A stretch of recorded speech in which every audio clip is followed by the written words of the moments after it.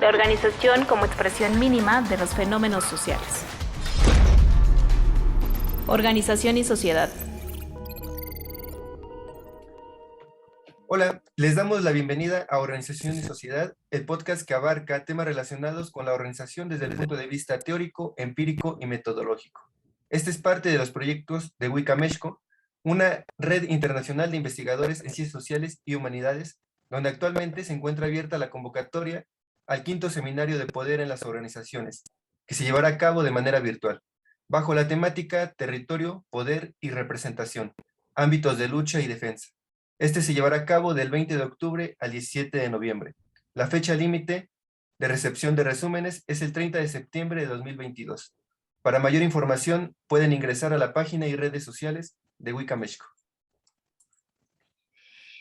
Hola a todos, a todas las personas que nos acompañan. En este episodio 7 de la segunda temporada hablaremos de los estudios críticos organizacionales, que es un tema del cual actualmente se está hablando en un seminario organizado con diferentes investigadores.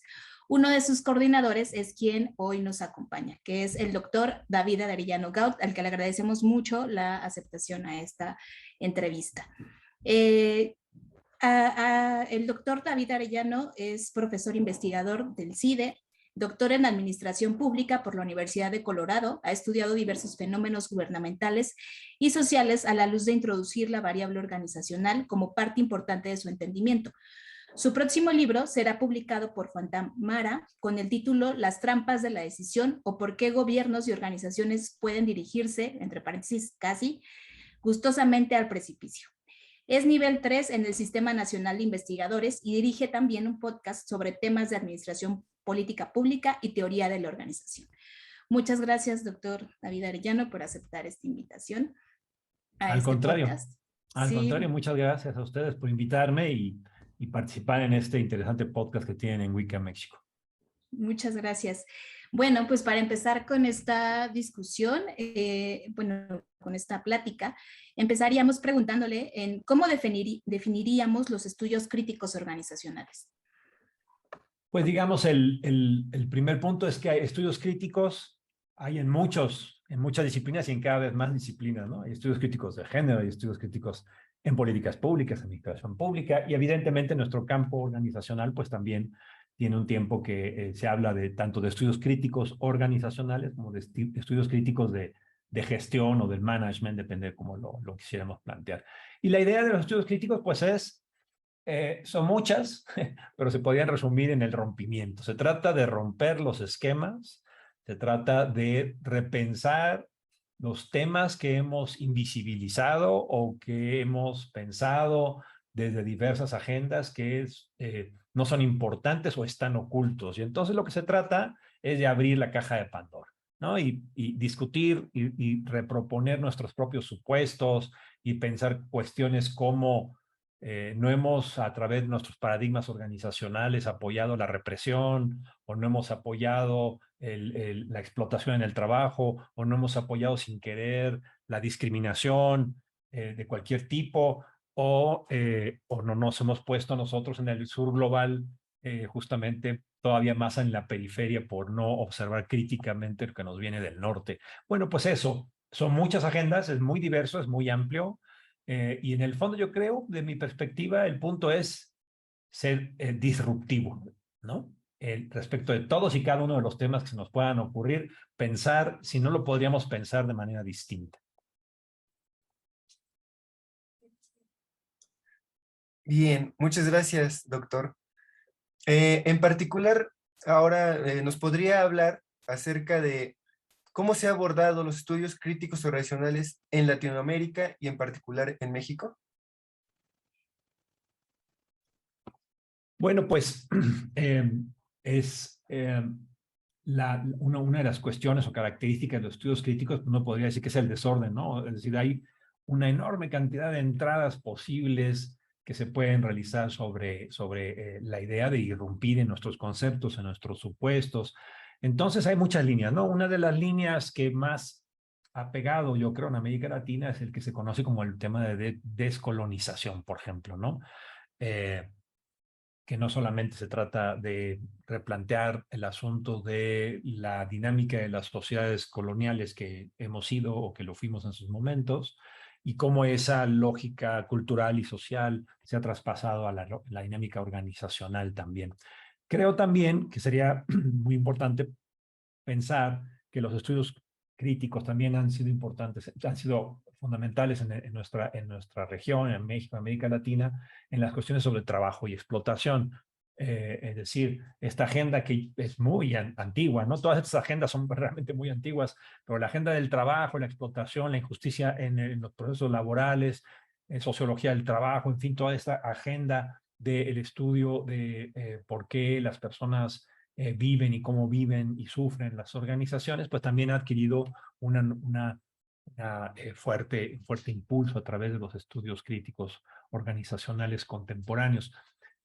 Pero están apareciendo y se están desarrollando otros muy interesantes en embrión, digamos, ¿no? Por ejemplo, la discusión sobre las tecnologías disruptivas y el mundo organizacional, qué es lo que va, cuáles son los escenarios, qué es lo que va a suceder y sobre todo qué va a suceder en países periféricos con la entrada de estas tecnologías disruptivas que también pues parecieran prometer otra vuelta del argumento de la racionalidad pura y total como la fuerza básica de la dinámica organizacional. Entonces, pues están surgiendo una buena cantidad, ¿no? De visiones, de problemáticas que, pues yo creo que seguirán apareciendo porque podemos revisar un montón de nuestros propios supuestos. Por ejemplo, la basura y los perros y los tamales luego también van a aparecer en el podcast.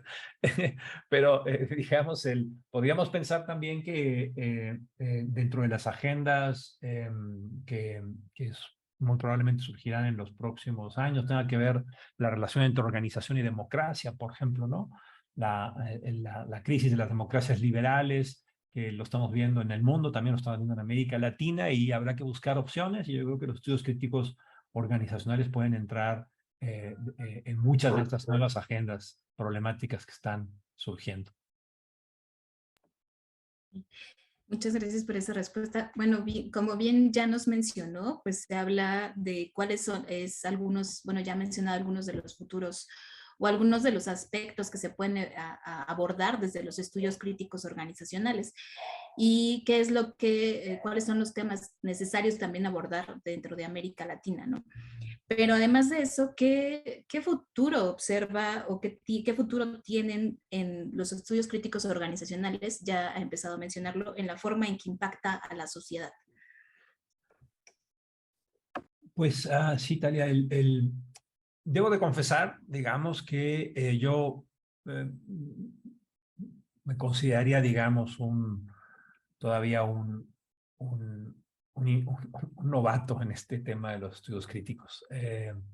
Es un tema que he venido leyendo, que he venido estudiando, pero que hasta ahora en el seminario que tenemos en la UAM Iztapalapa al respecto, pues que me he puesto a profundizar y además con la participación de las y los colegas en el seminario, pues he aprendido un montón, ¿no? Y entonces muchas de las cosas que pensaba hace 2 meses o 3 meses, pues creo que ha cambiado mi perspectiva y yo entro en este tema, debo confesarlo, entonces de una manera no solamente como novato, digamos, sino además con una lógica bastante escéptica. Es decir, creo que hay algunos elementos de los estudios críticos en general y de los organizacionales en particular que no me convencen del todo o que creo que requieren ser críticamente analizados, ¿no? O sea, criticar a los estudios críticos me parece que puede ser una vía válida, ¿no? Y confieso que dentro de esta combinación, en mi novatez y en mi escepticismo, no porque crea que no funcionan, yo creo que los estudios críticos han hecho una gran aportación, pero también creo que hay una serie de problemáticas que todavía tendríamos discutir y debatir. Por ejemplo, el futuro, dices, ¿no, Talia? Y es un punto bien interesante. Cuando uno habla de estudios críticos, uno habla de la racionalidad construida a la luz de lo que conocemos como la Ilustración. Nos prometió muchas cosas. Nos prometió que a través de la ciencia y del conocimiento, la libertad iba a aparecer, la justicia se iba a generar, la igualdad se iba a poder fortalecer, la riqueza, la distribución, la equidad, la igualdad, es decir, vía la razón, vía la racionalidad y el conocimiento íbamos a llegar a ello. Digamos, una visión muy extrema, muy maniquea que estoy haciendo del pensamiento de la ilustración, pero digamos, poniéndolo como metáfora, ¿no? Esa fue la promesa. Y los estudios críticos, desde al menos segunda mitad del siglo XX, comienzan a plantearse que el despertar de ese sueño ha sido fuerte, porque la razón también es un instrumento de opresión, también es un instrumento de discriminación y de desigualdad. Y entonces, la razón en abstracto, instrumental, pura, conceptual, puede esconder proyectos como el nazismo o el holocausto o la explotación en las empresas o la discriminación de género o las desigualdades y justificar las desigualdades. Y entonces la razón tiene esta otra cara, ¿no? Es lo que los estudios críticos demuestran, tiene esta otra cara que si no la comprendemos, pues entonces, pues estamos en problemas porque se nos está cayendo la ilusión creada en la ilustración y la pregunta es ¿qué sigue? Y allí es donde la pregunta del futuro que tú haces es bien interesante, porque me parece que el diagnóstico es potente y es muy claro, ¿no? La razón sin sociedad, la razón sin personas, la razón sin seres humanos, ¿no? Ilusoriamente no puede ser considerada como la única solución o la vía única sobre la cual sin crítica y sin análisis podamos desarrollar estas agendas de igualdad, de libertad, de democracia, de razón compartida, de descolonización. Y entonces ahí es el gran impulso y el gran, creo yo, la gran aportación, ¿no? El simbrarnos y decirnos, cuidado, porque nuestra lógica de la razón y nuestra perspectiva de la razón también es ideológica y también es política y también tiene una agenda y escondida que si no la revelamos, la hacemos clara, pues estamos en problemas. Ahora, el siguiente punto, el siguiente paso es el que es el paso difícil, ¿no? Y ahí es donde el debate, creo yo, es muy rico y muy interesante, porque, digamos, entonces, hay quienes dicen, la razón de la ilustración hay que rehacerla, ¿no? No es que la razón haya que tirarla a la basura, el proyecto de la ilustración tenía algunos puntos importantes y entonces tenemos que por ejemplo, Alan Turing dice, tenemos que incorporar a ese proyecto a las personas, al sujeto, ¿no? El sujeto o los sujetos y las sujetos formamos parte de esa realidad y entonces no hay razón sin sujetos, ¿ok? O Habermas diciéndonos, ok, pero el proyecto de la modernidad hay que rehacerlo, se puede, ¿no? La razón instrumental no es la única razón. La razón comunicativa, por ejemplo, implica espacios de diálogo, de debate, de lucha, de conflicto, que pueden ser abiertos y con un piso parejo pueden generar una nueva visión sobre la razón. Y habrá otros proyectos, otras lógicas dentro de los mismos estudios críticos que digan, no hay manera, ¿no? La jaula de hierro de la racionalidad instrumental no se puede cambiar, se tiene que romper a patadas, ¿no? No podemos reformar la jaula de hierro, ¿no? Habermas o Turing, pues lo que nos están proponiendo es pintar bonito la jaula de hierro, pero lo que hay que hacer es a patadas romperla. Y la pregunta que sigue es, ¿y qué va a suceder una vez que rompamos a patadas la jaula de hierro? Y parece que la respuesta es, no se sabe, ¿no? Algunos criticaron, por ejemplo, dentro de los estudios críticos, algunos han dicho, bueno, eso fue el problema del posmodernismo, muy ampliamente definido, digamos, ¿no? Nos ayudó a romper a patadas la jaula, pero no nos dijo qué iba a pasar después, ¿no?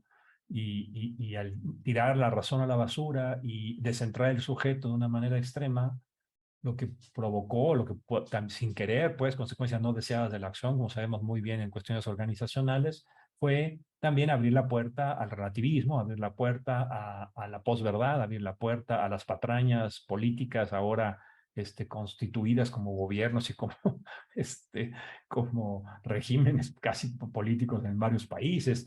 Bueno, entonces el futuro es un futuro que yo creo que habría varias visiones, digamos. Habría a quienes dicen que los estudios críticos le va a pasar lo mismo que la lógica postmoderna, es decir, que va a acabar en una lógica, en un callejón sin salida, ¿no?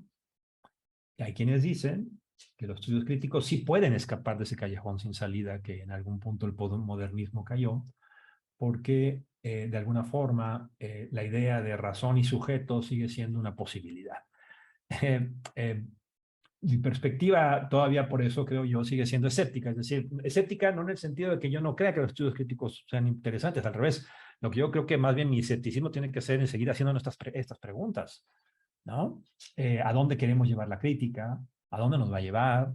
¿Qué papel tiene la razón o ya no tiene papel? ¿Qué papel tiene la racionalidad o ya no la tiene? ¿Qué papel tiene la ciencia normal, entre comillas, o ya no la va a tener?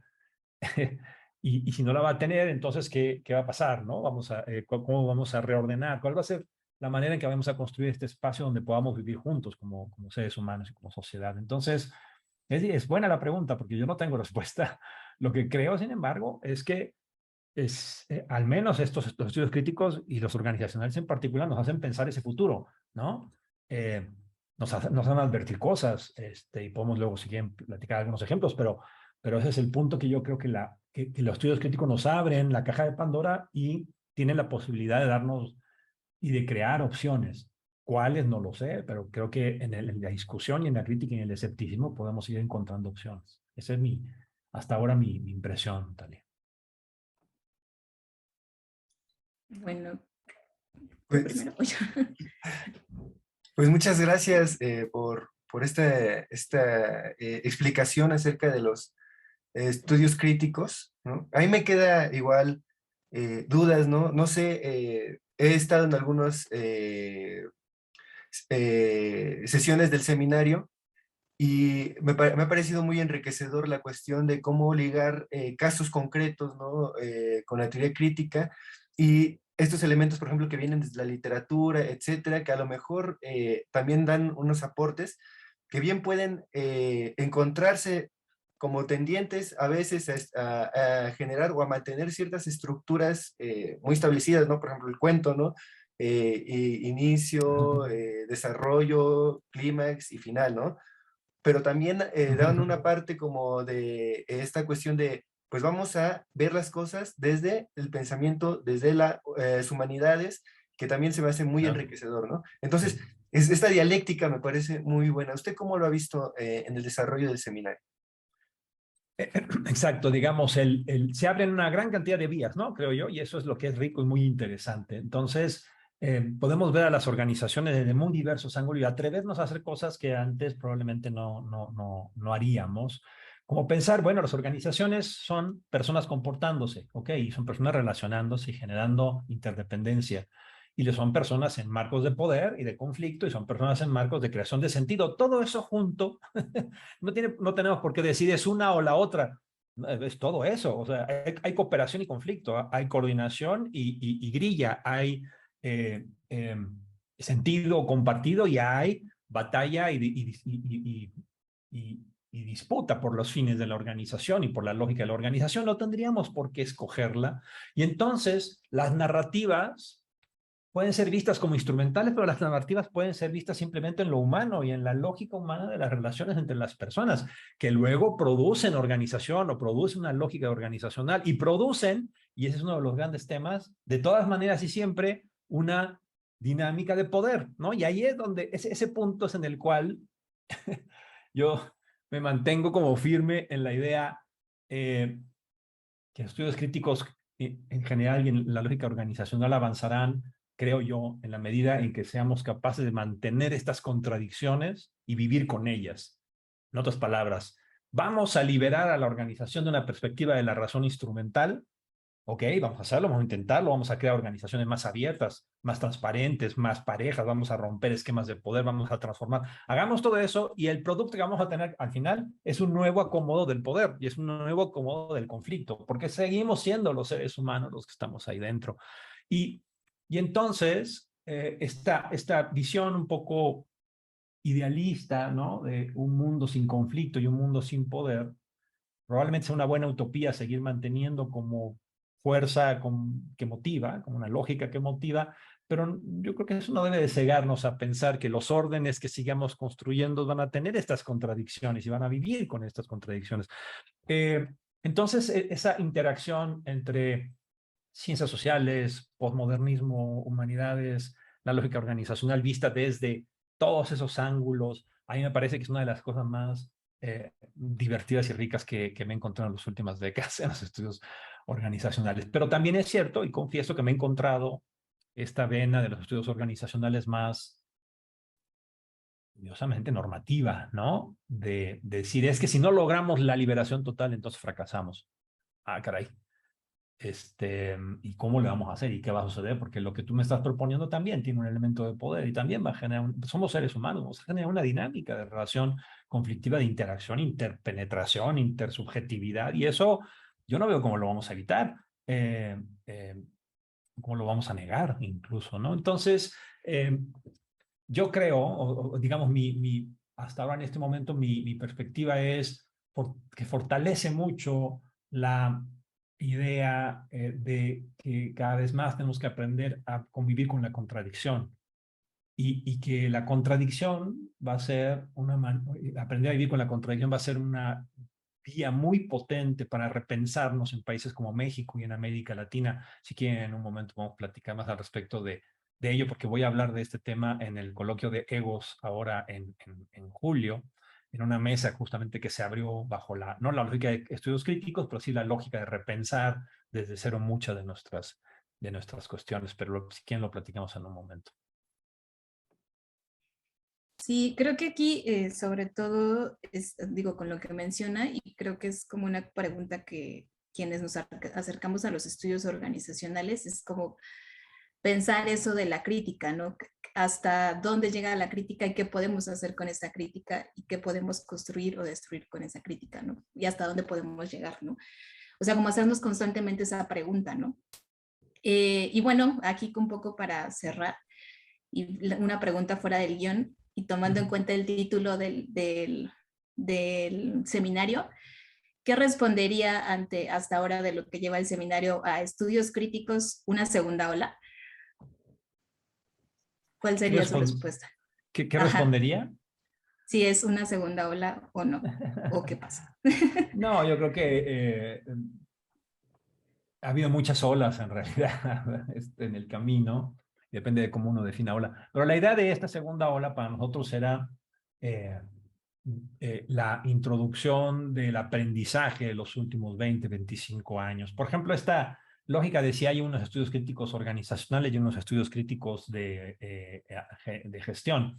Yo creo que se tocan tanto que es cada vez más difícil separarlos. Por ejemplo, luego hemos hecho estudios, se han hecho estudios en los últimos 20 años sobre ya muchos de estos temas, es decir, ya no son innovaciones, ya no son novedades, sino ya podemos saber qué es lo que se ha, digamos, aprendido de esos primeros estudios de decolonización, de esos primeros estudios de sociología del trabajo, de esos primeros estudios de encontrar nuevas racionalidades, de involucrar conceptos de las humanidades, de la historia, en los estudios organizacionales. Y entonces, digamos, esta segunda ola tendría que ver más con la idea de que no un resurgimiento, algo, una cuestión distinta, sino más bien el impulso de un segundo espacio donde ya observamos que hacer estos esfuerzos multidisciplinarios y desde muchas perspectivas sí tiene utilidad.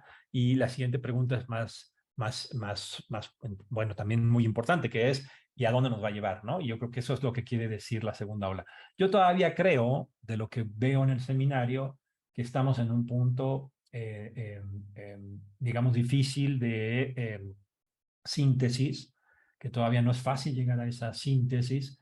En algún punto la expectativa del profe Luis Montaño y mía era que probablemente podíamos ayudar a ir construyendo esta síntesis. Yo creo que podemos acercarnos un poquito, pero va a ser difícil, ¿eh? Todavía es un asunto de una diversidad metodológica, una diversidad de perspectivas que hace difícil todavía el punto de retorno, de decir, entonces la síntesis es esta. Yo creo que eso todavía en este seminario no lo vamos a lograr. Ojalá, ¿eh? Vamos a intentarlo, pero no creo.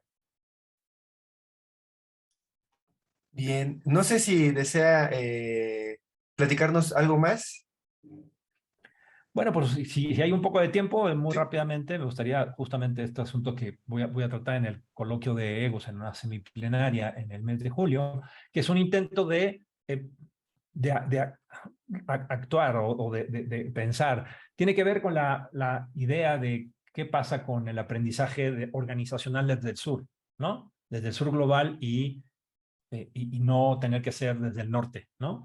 Y entonces la reflexión la llevo al ámbito que más conozco, es el de la administración pública, Y un poco lo que planteo es justamente que las recetas que vienen del norte son muy normativas en el caso de administración pública, ¿no? La idea de la despolitización y la idea de que el poder es una anomalía, igual que el conflicto.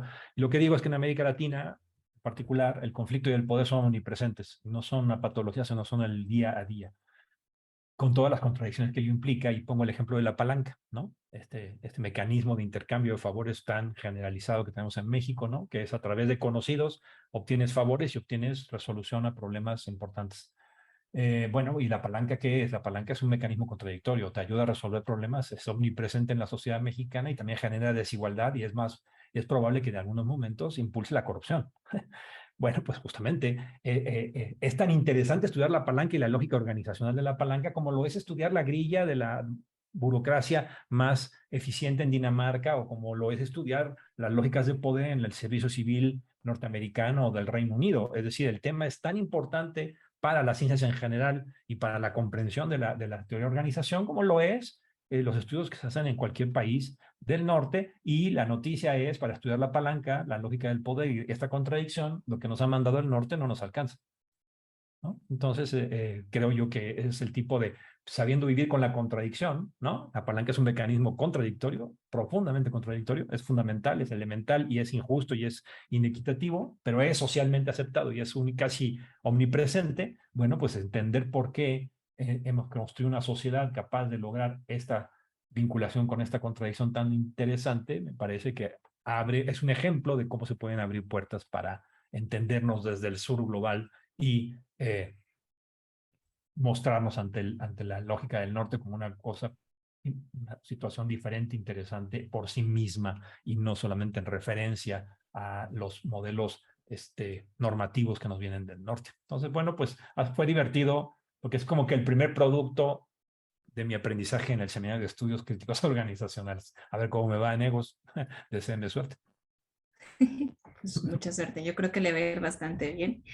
Es interesante, será interesante después ver, bueno, leer esto o ver dónde podemos encontrarlo, y también que después nos platique cómo le fue en el seminario. Claro. Yo creo que nos tocará. Claro, Bueno. con todo gusto. Sí, eso sería genial que nos platicara un poco de esta experiencia en Egos. Pues le agradecemos mucho, estamos ya en el límite de tiempo. No sé si Talis quieras agregar algo más. De mi parte, muchísimas gracias, doctor. Igual, muchas gracias. Un podcast genial, ¿no? Me encantó y sí. Bueno, muchísimas gracias por su participación. Gracias a ustedes, gracias. Y muchas felicidades por su proyecto de Wicca México, y lo que están haciendo me parece muy padre. Muchas felicidades. Gracias. Gracias. La organización como expresión mínima de los fenómenos sociales. Organización y sociedad.